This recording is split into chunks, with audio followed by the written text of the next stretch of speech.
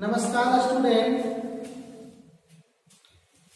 आज हम लोग नियामक ज्यामिति का दूसरा वीडियो स्टार्ट कर रहे हैं। पिछले क्लास में हम लोग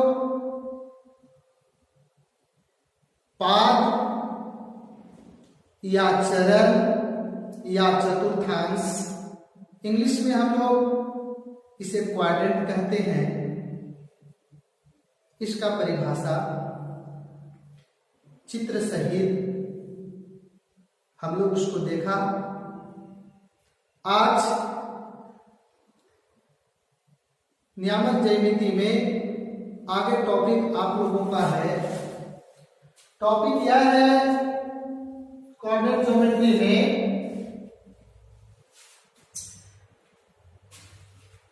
हम लोग आज देखेंगे कि पाद या चरण या चतुर्थांश या क्वाड्रेंट के बारे में हम लोग चर्चा किया, खूब अच्छी तरह से चर्चा हुआ।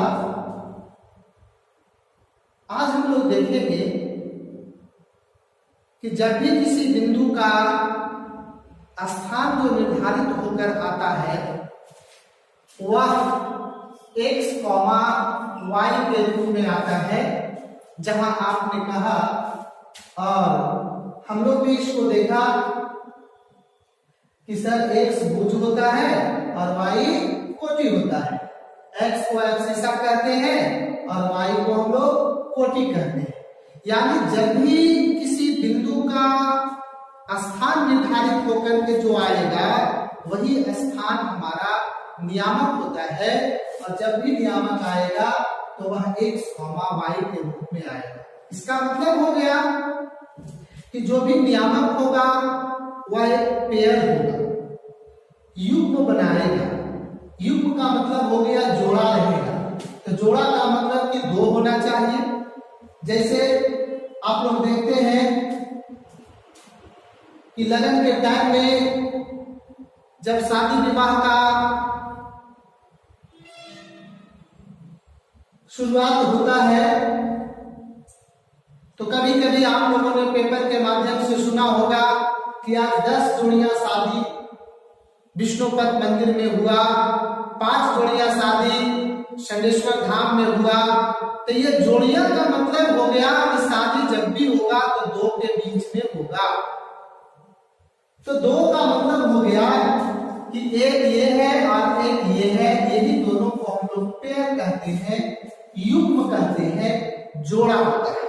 जैसे एक और बात से आपको स्पष्ट करते हैं, बाजार में आप चप्पल खरीदने जाते हैं, दुकान में जाते हैं तो कहते हैं भाई चप्पल दिखाओ। चप्पल दिखाने वाला दिखाता है, एक पैर में आप उसे समा के देखते हैं, दोनों पैर में पहनते हैं, तो क्या ऐसा उन्हें कहते हैं कि हाँ एक ही चप्पल हमको दे दीजिए, एक तो छोड़ दीजिए?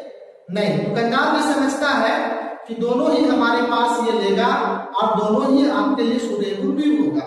इसका मतलब कि वहां पर जो ये दो आया इसी को हम लोग पेयर कहते हैं, यही युग्म हुआ। उसी तरह से जब भी किसी बिंदु का नियामक तय होगा, निर्देशांक तय होगा, तो वह दो होंगे, जहां एक पहले हम लोग उसको x कहते हैं और दूसरे को हम लोग y कहते हैं। आज हम लोग चर्चा करेंगे बच्चे कि पाद या चरण या चतुर्थांश के बारे में जो हम लोगों ने पढ़ा। आज हम देखेंगे कि 4 चतुर्थांश आपके पास है, प्रथम, द्वितीय, तृतीय, चतुर्थ। अब ये चारों चतुर्थांश में जो चिन्ह होगा, नियामक का जो चिन्ह होगा वह किस प्रकार होगा, कैसा होगा। कंपटीशन में भी, परीक्षा में भी आपके पास नॉलेज होगा तो आसानी से आप क्वेश्चन को डील कर पाएंगे, चाहे वह कंपटीशन का एग्जाम हो, चाहे जोन में सेंटर का एग्जाम हो, तो आप उसे आसानी से डील कर पाइएगा। सबसे पहले मैं आपको बता दूं कि आप लोगों ने देखा है कि एक वास्तविक यह एक रेखा है, इसके सभी वास्तविक संख्या को आप लोग निरूपित करते हैं। तो निरूपित करने के लिए आप लोग देखते हैं कि बीच इसमें हम लोग यहाँ से शून्य से स्टार्ट करते हैं और इधर जो भी मान देते हैं हम बच्चे वहां से 1 देते हैं, 2 देते हैं, 3 देते हैं, 4 देते हैं, 5 और आगे हम लोग इस तरह से चलता चला जाएगा। और इधर जब हम चला इधर बायां तरफ दाहिने तरफ हम चला तो देख रहे हैं कि सारे मान पॉजिटिव है और बाएं तरफ जब हम चलेंगे तो इधर का मान हमारा क्या होगा, नेगेटिव होगा। यह हम लोग 6, 7 क्लास में भी हम लोग इस तरह चर्चा करते हैं।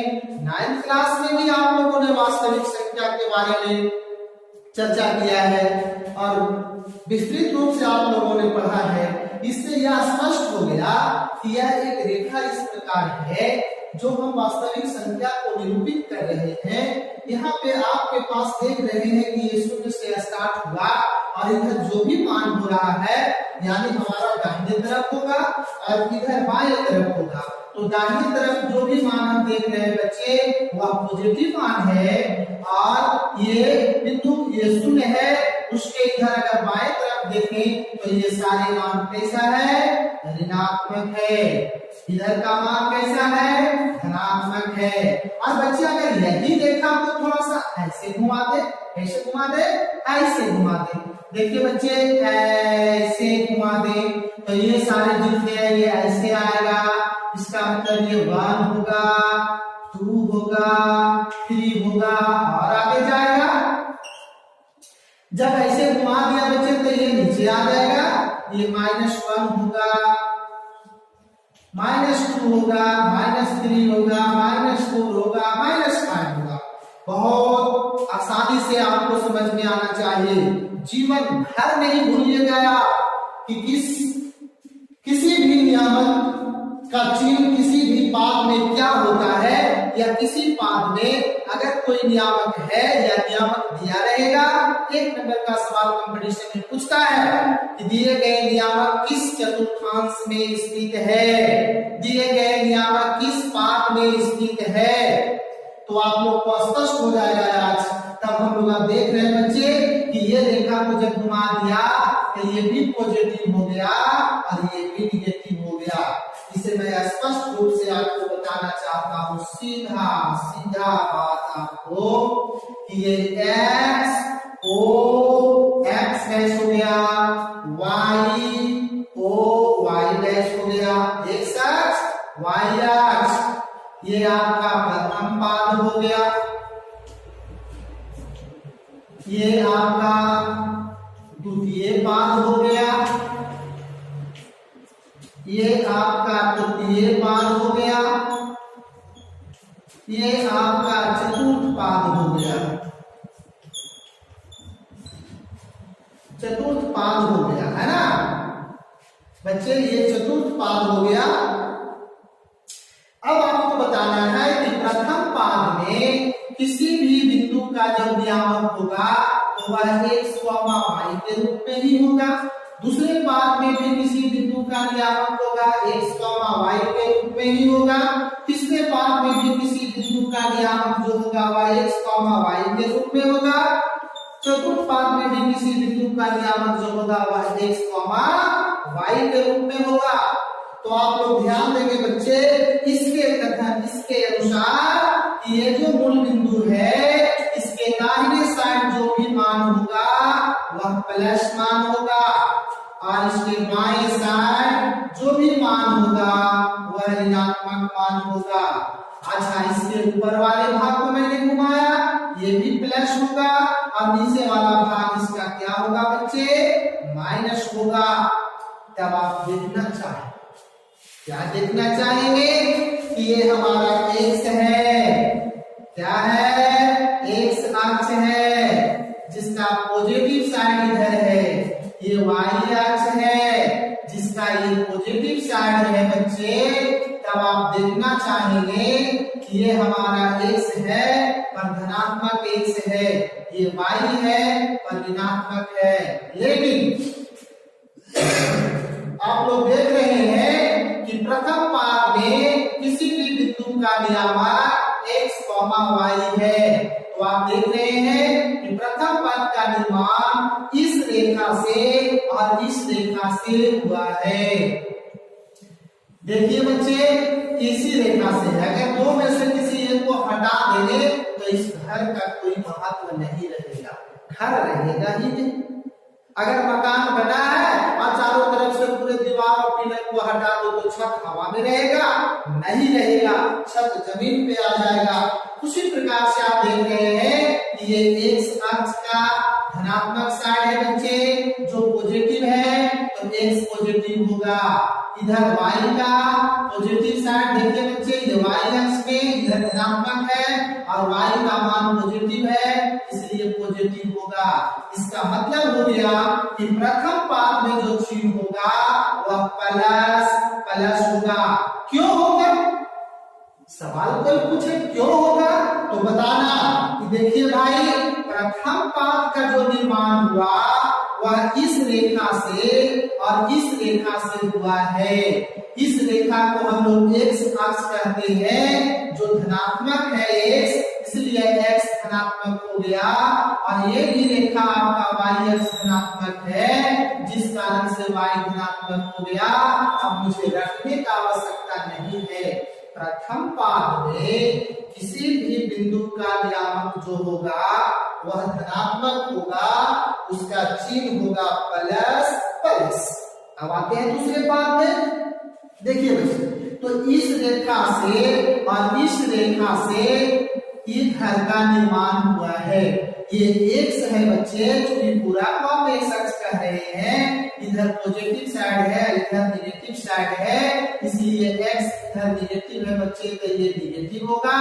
और ये रेखा से ये घर बना है, तो एक्स है ये निगेटिव और वाई बच्चे पॉजिटिव, इसलिए द्वितीय पाद में किसी भी नियामक का चिन्ह जो होगा वह माइनस होगा और वह प्लस होगा। यानी द्वितीय पाद में x ऋणात्मक होगा, y धनात्मक होगा। रखने की आवश्यकता नहीं है। तृतीय पाद में आते हैं तो ये देखिए x अक्ष है और ये y अक्ष है, यही दो लाइन से ये तीसरा घर का निर्माण है बच्चे। ये दोनों लाइन गरीब लाइन है, बहुत ही पुअर लाइन है। दोनों का ये मान जो देख रहे हैं, ये x है ये y। फिर मैं रिपीट करता हूँ, ये x है ये y है। x ऋणात्मक है y ऋणात्मक है, इसलिए x भी ऋणात्मक हो गया और y भी ऋणात्मक हो गया। यानी तीसरा पाद में चिन्ह जो हो गया बच्चे माइनस माइनस। चतुर्थ पाद में इस रेखा और इस रेखा से ये घर का निर्माण हुआ है। x प्लस है y माइनस है, x पॉजिटिव होगा y नेगेटिव। बहुत महत्वपूर्ण बातें आप लोग सीख रहे हैं बच्चे कि किसी पाद में किसी चतुर्थांश में आप जो देख रहे हैं, किसी बिंदु का जो नियामक होगा उसका चिन्ह कैसा होगा। यह चिन्ह दिया रहेगा और बोलेगा कि ये बिंदु का जो नियामक दिया गया है वह किस चतुर्थांश में स्थित है, किस पाद में ये लाई करेगा। तो हम लोग आसानी से तय कर लेंगे कि प्रथम पाद में चिन्ह प्लस प्लस, दूसरे पाद में चिन्ह माइनस प्लस, तीसरे पाद में चिन्ह माइनस माइनस, चतुर्थ पाद में चिन्ह जो होगा वह प्लस और माइनस होगा। अब इस तरीके से आप लोग आसानी से क्लियर कर लेंगे और देखेंगे बच्चे। फिर एक बार हल्का सा सहारा दे करके आपको मैं रिपीट कर देता हूँ, आसानी से आप समझ जाएंगे। ये y है, y डैश है ये प्लस, ये माइनस, ये प्लस, ये माइनस। देखिए बच्चे, ये रेखा और इस रेखा से घर का निर्माण हुआ। ये x है, पहले x होता है, ये y है पॉजिटिव है, ये दोनों का चिन्ह पॉजिटिव। ये x है नेगेटिव है, y है पॉजिटिव है माइनस प्लस हुआ। ये x है माइनस, ये y है माइनस, इसलिए दोनों का चिन्ह माइनस। ये पहले तो नियामक में x होता है, आपने x कॉमा y कहा, ये डेफिनेशन दिया आपने, तो ये x है पॉजिटिव है, ये y है नेगेटिव है। यानी आप लोग अब कभी नहीं भूल पाएंगे। मुझे विश्वास है कि किसी भी अगर हमको बिंदु का नियामक या निर्देशांक का चिन्ह अगर स्थापित करना होगा तो हम आसानी से तय कर लेंगे कि वह कौन सा पाद में स्थित है। अब इसे आप प्रथम नाम दे दीजिएगा, प्रथम पाद हो गया, ये द्वितीय पाद हो गया, ये तृतीय हो गया और ये चतुर्थ पाद हो गया। आप चिन्ह आ गया, आपको स्पष्ट हो गया चिन्ह। आप इसे नोट कर लेंगे आसानी से। नोट करने के बाद आप इसे एक एक पॉइंट को आप अध्ययन करेंगे, कोई तकलीफ नहीं होगा। चलिए इस पे मैं सवाल थोड़ा सा आपको देके बता देता हूँ, स्पष्ट हो जाएगा कि कहाँ आपका क्या है। सवाल करता है, क्वेश्चन करता है कि निम्नलिखित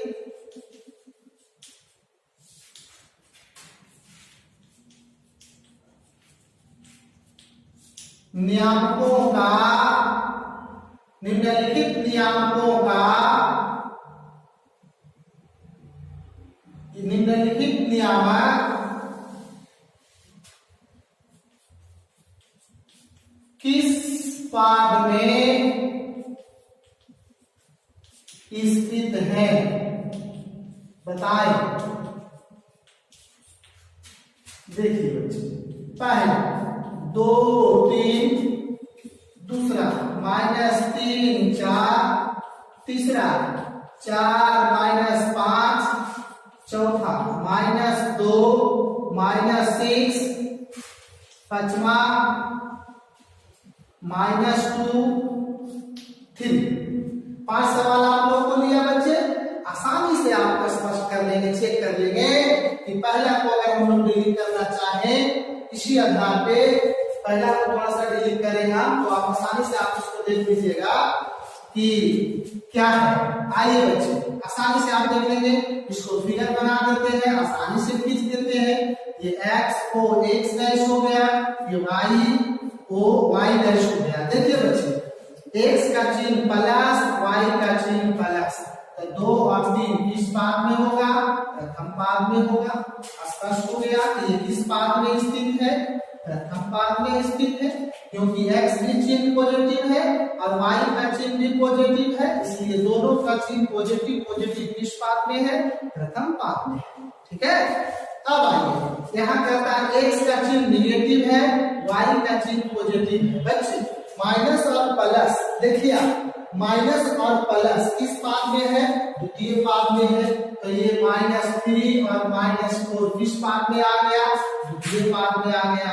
इसको लिख देंगे द्वितीय पाद में, आंसर हो गया स्थित है।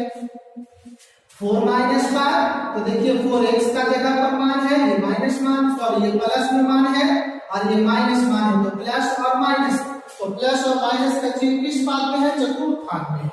तो देखिए भाई इसमें आ गया आपका 4 और -5 किस पाद में स्थित होगा, चतुर्थ पाद में। आंसर इसका हो जाएगा चतुर्थ पाद।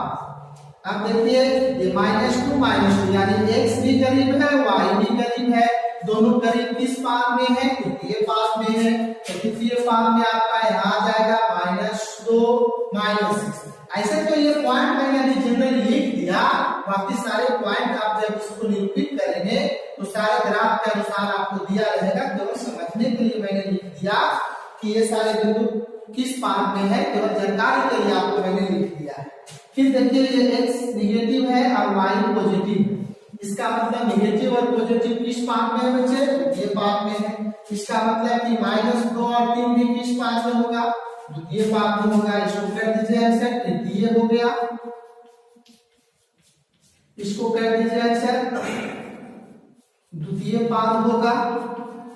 तो इस तरह से आप लोग देखा, बहुत ही महत्वपूर्ण सवाल था ये बच्चे, कि कोई भी नियामक दिया रहेगा और आपको कहेगा कि बताइए ये किस क्वाड्रेंट में, किस पाद में, किस चतुर्थांश में स्थित है। 1 नंबर का सवाल, महत्वपूर्ण सवाल ये बनता है।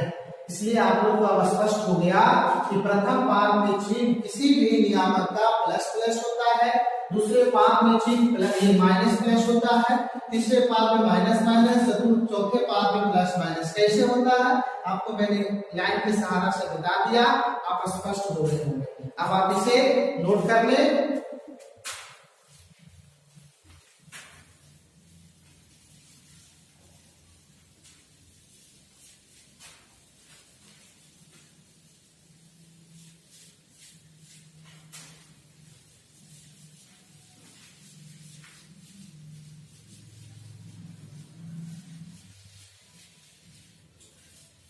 बच्चे अब मन में आपका सवाल बन रहा होगा कि सर किसी भी बिंदु का स्थान निर्धारित हम लोग कैसे करते हैं, इसके बारे में जानकारी आप दीजिए, स्पष्ट रूप से आप जानकारी दीजिए। देखिए बच्चे, हम लिखना चाहते हैं किसी भी बिंदु का नियामक कैसे ज्ञात करते हैं। देखिए बच्चे, किसी भी बिंदु का नियामक कैसे ज्ञात करते हैं, सबसे पहले हम लोगों को समझना होगा। देखिए भाई, ये इस तरह से है, ऐसे ये x अक्ष हो गया और ये आपका y अक्ष हो गया। आप लोग देखते हैं, अब चार पाद है, चारों में भी हम किसी भी पाद का नियामक ज्ञात कर सकते हैं, किसी भी पाद में हम ले सकते हैं किसी भी बिंदु का नियामक, है ना, कैसे ज्ञात करते हैं। पाद में चतुर्थांश नहीं कहा जाएगा, तो हम मान लेते हैं यहां पर, मान लिया कि प्रथम पाद में, सपोज करते हैं प्रथम पाद में P एक बिंदु है जिसका नियामक ज्ञात करना है। देखिए, सपोज किया, मान लिया कि P with any point represent the first quadrant, we have to find the coordinate of this point। अब हमको क्या करना है कि ये P पॉइंट जो है वह प्रथम पाद में स्थित है। अब इस पॉइंट का, किसी बिंदु का स्थान निर्धारित करना ही तो नियामक कहलाता था। अगर इस बिंदु का स्थान निर्धारित कर देंगे तो नियामक हो जाएगा। क्लियर? क्योंकि इसका डेफिनेशन ही हम लोग पढ़ा, तो अब हमको कहना है कि इस P बिंदु का स्थान कैसे निर्धारित होगा। अब इस P बिंदु को हम लोग कहां पे माना है, प्रथम पाद में। आप किसी भी पाद में ले सकते हैं, ठीक है। तब देखिए बच्चे कि प्रथम पाद में P हमारा पॉइंट है, इस पॉइंट का निर्देशांक ज्ञात करना है या नियामक ज्ञात करना है। कैसे ज्ञात करना है, तो मैं आपको सबसे पहला यह बात बता दूं कि किसी भी पॉइंट का, किसी भी बिंदु का, किसी भी पाद में अगर उसका स्थान निर्धारित करना हो, नियामक निकालना हो, तो सबसे उसमें याद कर लें या ध्यान में रखें कि इस बिंदु से x अक्ष पर लंब खींचे। इस बिंदु से x अक्ष पर लंब खींचे। मान लिया कि P से PM लंब खींचा, किस पर, x अक्ष पर। आप बताओ, यहाँ देखो बच्चे, यहाँ वो आपके पास है, खींचा, अब यहाँ पे लंब आया, तो यहाँ से यहाँ तक कुछ न कुछ तो दूरी होगा ना। मान के चलो कि ये x अक्ष है, कौन सा अक्ष है, x अक्ष है। अब यहाँ पे दूरी x अक्ष पर मान लो नहीं मालूम है, तो मान लेते हैं कि यहाँ से यहाँ तक का दूरी क्या है, x है। फिर क्या करो कि इस बिंदु से जिसका नियामक निकालना है, जिसका स्थान निर्धारित करना है, वहां से y अक्ष पर लंब खींचे। मान लिया बच्चे, लंब खींचा, ये आपका ये है। अब देखिए बच्चे, ये मूल बिंदु से यहाँ जब लंब खींचा तो यहाँ का दूरी तो कुछ न कुछ होगा, जरूर होगा, क्योंकि यहाँ से यहाँ तक की दूरी है ना। सब कुछ क्या मान लिया जाए, कुछ भी दूरी होगा, उस दूरी को मान नहीं मालूम है, मान लिया कि मान। फिर से ध्यान दीजिए आप लोग, जिस बिंदु का स्थान निर्धारित करना होगा, उस बिंदु से x अक्ष पर लंब खींचेंगे। क्या करेंगे, x अक्ष पर लंब खींचेंगे, फिर y अक्ष पर लंब खींचेंगे। लंब खींचने के बाद क्या होगा, देखिए यह एक रूप जो बन गया, यह आयत का रूप बन गया, रेक्टेंगल, आयत। क्या हो गया, आयत, आयत रेक्टेंगल हो गया। ये क्या बन गया, आयत। तो आयत का मतलब होता है, कहता है रेक्टेंगल का मतलब हो गया कि आमने सामने की भुजाएं आपस में बराबर हो। और प्रत्येक कोण समकोण हो। चलिए इसका डेफिनेशन तो मैं नहीं कर रहा, लेकिन इशारा आपको कर दिया। तो आमने सामने मतलब एक का आमने सामने यही है, यानी OM के आमने सामने PN है। इसका मतलब कि OM बराबर PN होगा, जिसका मान x है। सीधा सीधी देहात भाषा में आमने सामने, ये x तो ये भी x, ये आमने सामने, इस भुजा के सामने ये भुजा है, यानी ये y है तो ये भी y होगा, यानी ON बराबर PM। ON बराबर PM बराबर क्या बच्चे y। अब हम लोग क्या किया था, किस बिंदु का स्थान निकालना था। तो सबसे पहला काम किया था कि यहां से x अक्ष पर लंब खींचा, फिर उसके बाद यहां से y अक्ष पर लंब खींचा।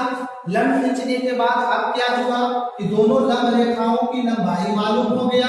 PN हमारा लंब था जिसका मान x है, और इसका PM हमारा लंब था उसका भी मान हमारा y है। अब ये दोनों लंब रेखाओं की लंबाई मालूम हो जाने के बाद आप क्या करेंगे बच्चे कि दोनों लंब रेखाओं की लंबाई मालूम होने के बाद इन दोनों का एक जोड़ा बनाएंगे, एक पेयर बनाएंगे। देखिए एक जोड़ा बनाएंगे जिसमें x पहले होगा और ये y होगा, ये x होगा और ये y होगा। अब इस P बिंदु का निर्देशांक के नियामक आ गया x, y। P बिंदु का नियामक क्या आ गया x, y। तो क्या करेंगे, सबसे पहले हम लोग कहा कि प्रथम पाद में P एक बिंदु है जिसका नियामक ज्ञात करना है। चलिए अच्छा बात है। अब हमको कैसे क्या करना होगा, तो सबसे पहले इस बिंदु से x अक्ष पर लंब खींचेंगे, जो लंब हो गया PM। आप कहेंगे P बिंदु से x अक्ष पर PM लंब खींचा, और y अक्ष पर PM लंब खींचा। अब क्या करना है, लंब खींचने के बाद इन दोनों लंब रेखाओं की लंबाई मालूम करना है। तो कैसे मालूम करेंगे, देखिए यहां से यहां तक का दूरी कितना कुछ तो होगा, मान लो कि 2 3, लेकिन हमारा मान लिया कि x है। यहां से यहां तक का दूरी क्या है, y। लंब खींचा, इसके बाद क्या करेंगे क्या, लंब खींचने के बाद दोनों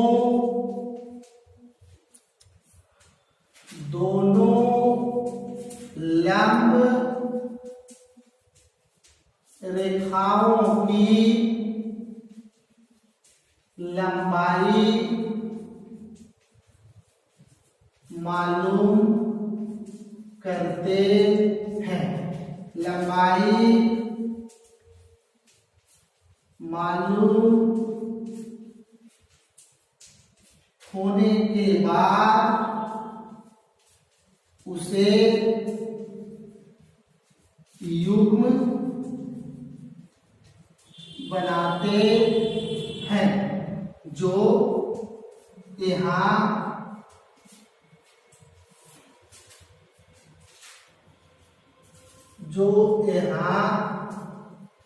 चित्र में x, y प्राप्त हो रहा है।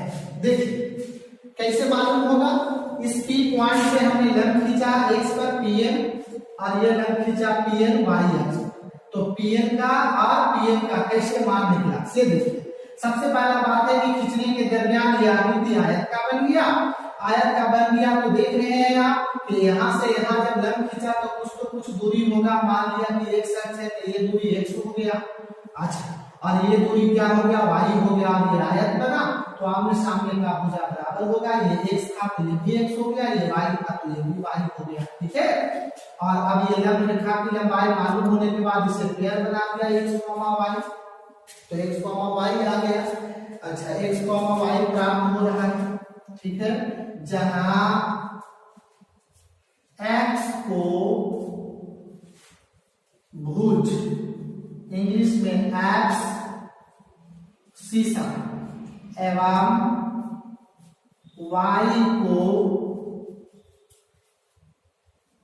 कोटि, इंग्लिश में ऑर्डिनेट कहते हैं। देखिए बच्चे, इस तरीके से आप लोगों ने देखा कि किसी भी बिंदु का स्थान कैसे निर्धारित करते हैं, उसका आज हम लोगों ने जिक्र किया। क्या हुआ, फिर से एक बार हल्का सा इशारा के रूप में कि जिस बिंदु का स्थान निर्धारित करना हो उस बिंदु से एक अक्ष पर लंब खींचेंगे, y अक्ष पर लंब खींचेंगे और खींचने के बाद दोनों लंब रेखाओं की लंबाई मालूम करेंगे। कैसे मालूम हुआ, यहाँ से यहाँ तक का दूरी तय करेंगे। सपोज किया, मान लिया जाए कि यहाँ से यहाँ तक का दूरी अगर हम देखें तो 2 मीटर है, सपोज करो। यहाँ से यहाँ तक का दूरी हम देखें तो 3 मीटर है। इसका मतलब कि x का मान यहाँ से यहाँ 2 था तो ये 2 हो गया, यहाँ से यहाँ तक 3 है y का मान तो ये 3 हो गया। तो वैसी स्थिति में इस बिंदु का नियामक आपके पास 2 क्या आ जाएगा, 3 आ जाएगा, ठीक है। किसी भी बिंदु का स्थान हम निर्धारित कर लेते हैं, बहुत आसानी तरीका से निर्धारित करते हैं। अब हम आगे बढ़ते हैं। इसमें ये कॉन्सेप्ट है, कॉन्सेप्ट अगर आपको ज्यामिति में मालूम हो गया तो फिर ज्यामिति का आपको जादूगर खुद हो जाएगा। कोई ऊपर से जन्म के नहीं आया है बच्चे कि ऊपर से सीख लिया है, सब नीचे ही आकर के सीखा है। आप अथक प्रयास करते रहे, संघर्ष करें, किताब का एक एक लाइन अध्ययन करें। जहां भी दिक्कत लगे, आज मैं अपना व्हाट्सएप नंबर लिख देता हूं, भूल गया था, 99 39 40 56 7। संतोष कुमार,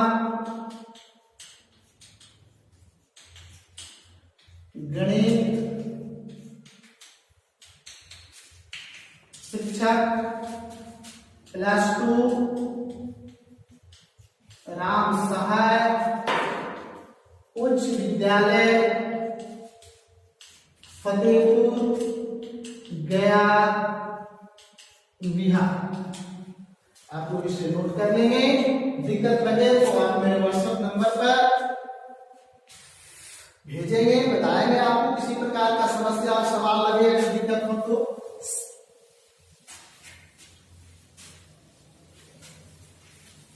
अब देखिए बच्चे,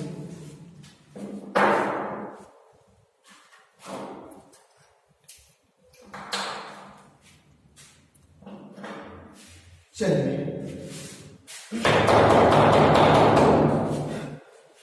आइए क्या आगे करना है। चलिए बच्चे अब आगे बढ़ते हैं।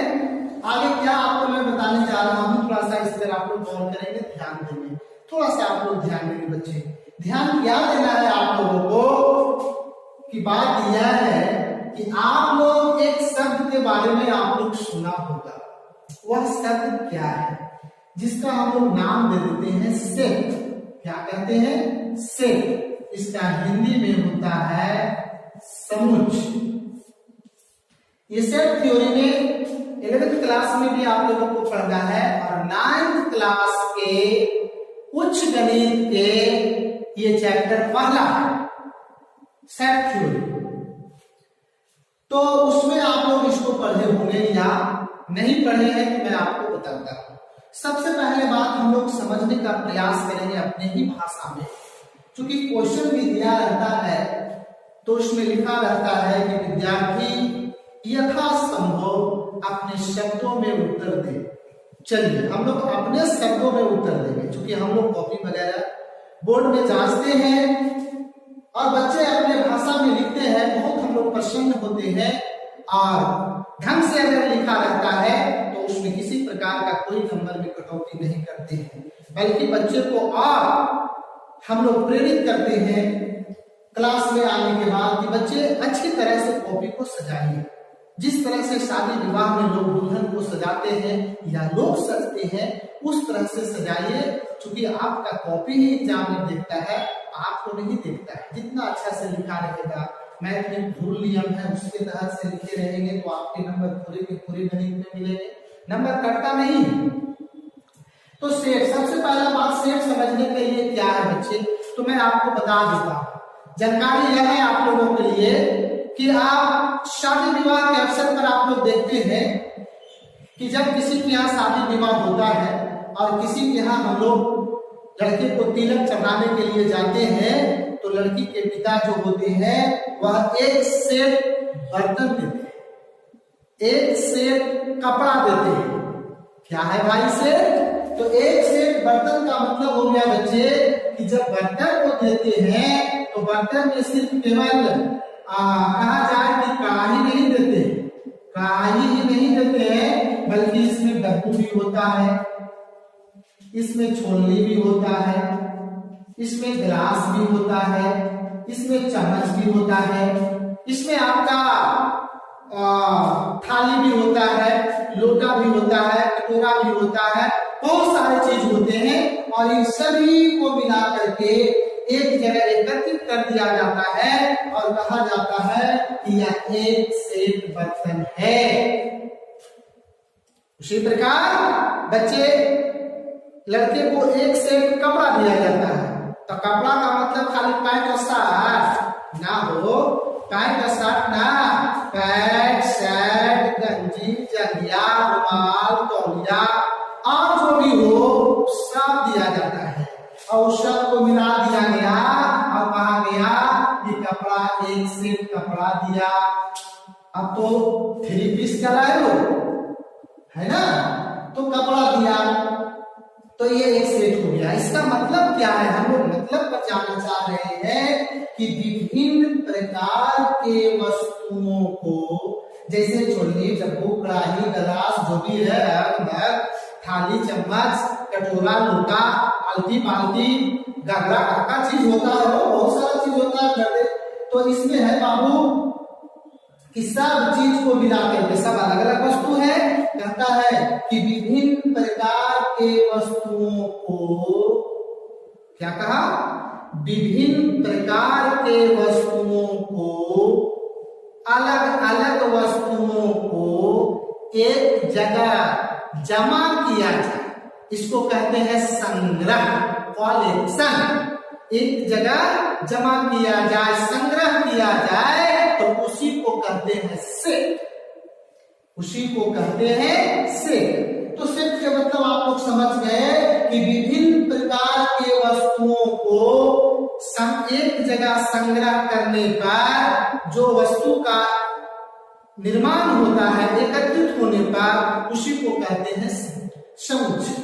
आज हम लोग देखने जा रहे हैं यहाँ पर कि इसका मतलब सर क्या हुआ। आपने सेट कहा, बहुत लंबी चर्चा शादी ब्याह का आपने किया सर, तो इसका मतलब क्या हुआ सर? मतलब यह है बच्चे, जैसे आप लोग देखना चाहें, यहाँ पर देखिए कि जैसे ये बिंदु है, ये बिंदु है, ये सारा सब क्या है बच्चे, बिंदु है, सारे बिंदु है, सारे बिंदु है, सारे बिंदु है बच्चे, सारे बिंदु है ना।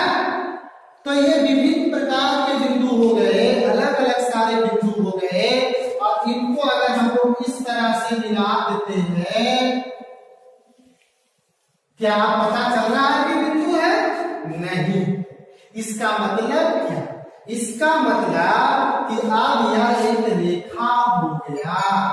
क्या हो गया? यह एक रेखा हो गया। इसका मतलब है कि रेखा तो है, लेकिन इसका जन्म जो हुआ है वह सभी बिंदुओं के मिलन से हुआ है। यानी कहा जाए कि रेखा जो है वह बिंदुओं का सेट है। रेखा जो है वह बिंदुओं का सेट है। यानी अगर कोई रेखा खींचा रहे तो आप समझना कि इस रेखा में बिंदु और छूछे बिंदु ही है, चाहे जहां पर चेक करें। क्योंकि सब तो बिंदु से निर्माण हुआ है ना बच्चे। इसका मतलब स्पष्ट है कि ये रेखा जो खींचा गया है, यह रेखा जो है वह किसका सेट है? बिंदुओं का सेट है। यानी कि रेखा बिंदुओं का समुच्चय होता है।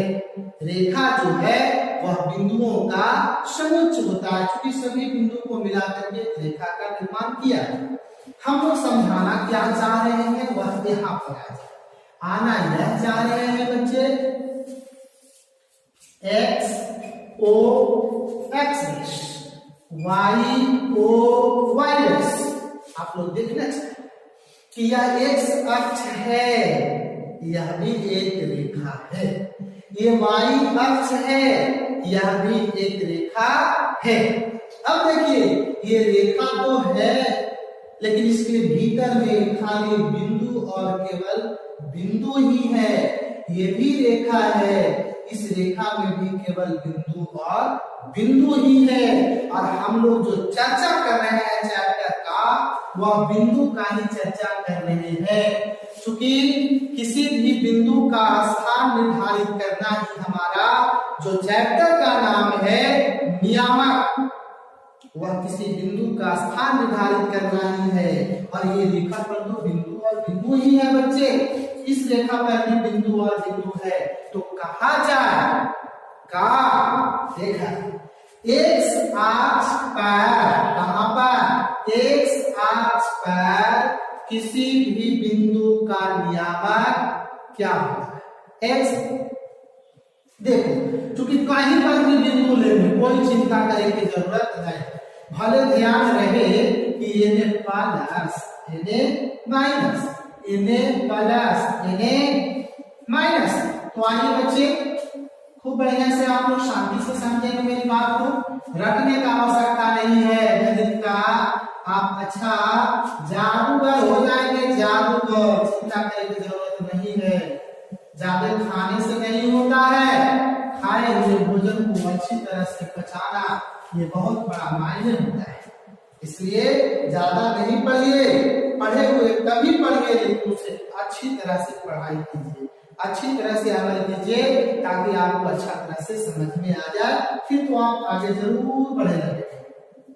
देखिए हमारा सवाल है कि मान लीजिए पॉइंट यहाँ पर है, एक अक्ष पर है, तो एक अक्ष पर यहाँ भी बिंदु हो सकता है, यहाँ भी हो सकता है, कहीं भी हो सकता है। सपोज करो एक अक्ष पर किसी भी बिंदु का नियामक x, 0 होता है।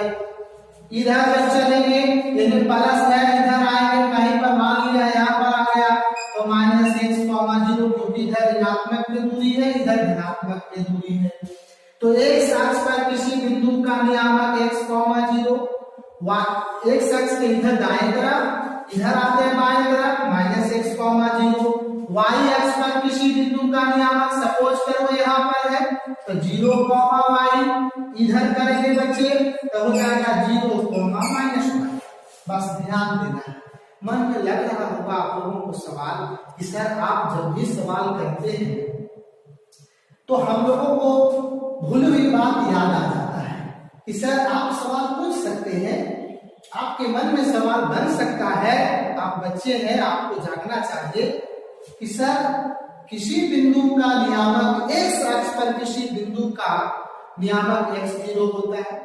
अगला आदमी लड़ाई करे कि ना सर x0 का होता है, दूसरा नहीं हो सकता है, तब उस समय भी थोड़ा सा फायदा पीटी के बाद तो लड़ाई ना करना है, तर्क देना है, समझाना है। और सवाल आपसे कोई पूछे कि y अक्ष पर किसी बिंदु का नियामक 0, y ही क्यों होता है, दूसरा काहे नहीं होता है, तो सवाल पूछने के बाद तो आदमी का दिमाग ना नॉलेज रहेगा तो आपको पता हो जाएगा। इसलिए देखिए बच्चे, फिर आप वहीं चलिए, किसी भी बिंदु का स्थान निर्धारित करने के लिए आपको मैंने नियम बताया था कि उस बिंदु से x अक्ष पर और y अक्ष पर लंब खींचते हैं। लंब खींचने के बाद उन दोनों लंब रेखाओं की लंबाई मालूम करते हैं। लंबाई मालूम होने के बाद पहले x को, उसके बाद y को लिख करके पेयर बनाते हैं, एक जोड़ा बनाते हैं। देखिए बच्चे, हम सपोज करो कि इस बिंदु का नियामक निकालना है, सपोज करो मान लो P। अब हमको है कि यहां से एक अक्ष और y अक्ष पर लंब खींचना है, तो हम एक अक्ष पर तो हाइए हैं, एक अक्ष पर तो हम खड़ा ही है। अब हम तोरे पर खाड़ रहिया और कहियो कि तोरे पर लंब खींचो, तो खाड़ तो है ना। तो जब हम इसी पर खड़ा है तो लंब एक अक्ष पर कहां से खींचाएगा, चूंकि एने होने रहा था ना खींचे, लेकिन इसी पर है तो नहीं खींचाएगा। लेकिन ये y अक्ष है तो यहाँ से हम y अक्ष पर खींच देंगे। देख भाई अगर जमा के खींच दिए, तब जमा के खींच दिए, देख अभी खींच दिया तो यहाँ से यहाँ x की दूरी है, ये x है। अच्छा